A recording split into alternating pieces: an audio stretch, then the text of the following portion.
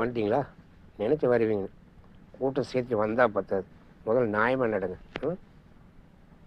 காசை வாங்கி தானே ஓட்ட போட்டீங்க, காசை வாங்கி தானே ஓட்டு போட்டீங்க. காசை வாங்கிட்டு ஓட்டு போட்டு நியாயம் கேட்க வந்துட்டீங்க. எத்தனை கோடி செலவு நிற்கிறது தெரியுமா?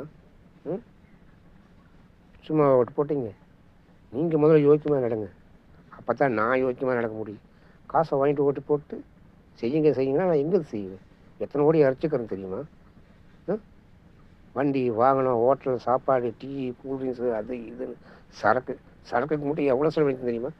டெய்லி ஒவ்வொரு ஹவர் 4 பாட்டில் ஜூஸ் மாதிரி 4 பாட்டில் அடிக்க வேண்டியது. அந்த காசை எனக்கு நான் எப்போ சம்பாதிக்கிறேன்? 5 வருஷம் உங்களை விலைக்கு வாங்கிக்கிறேன். என்ன எம்எல்ஏ செய்யலும் மந்திரி செய்யலும் கேட்க வாசப்படி ஏறி வந்துடுறீங்க. உங்களை யார் முதல்ல வாசப்படிக்கு ஓட்டுறது? காசு வாங்காமல் ஓட்டு போடுது. இப்போ நான் நடப்பணும்ல. காசு வாங்கும்போது யோசிக்கணும். என்ன நாளைக்கு எம்எல்ஏட்ட போய் நிற்கணுமே, செய்ய சொல்லணுமே, இப்படி காசு வாங்குறமே, காசு வாங்கிட்டு நாளைக்கு போய் செய்ய சொல்ல முடியுமா? யோசிக்க மாட்டீங்க.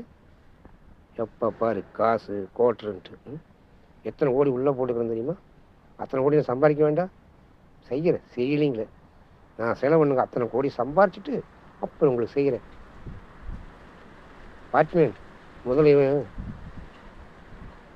வெளியே விட்டு கேட்ட சாத்து வந்துட்டானுங்க.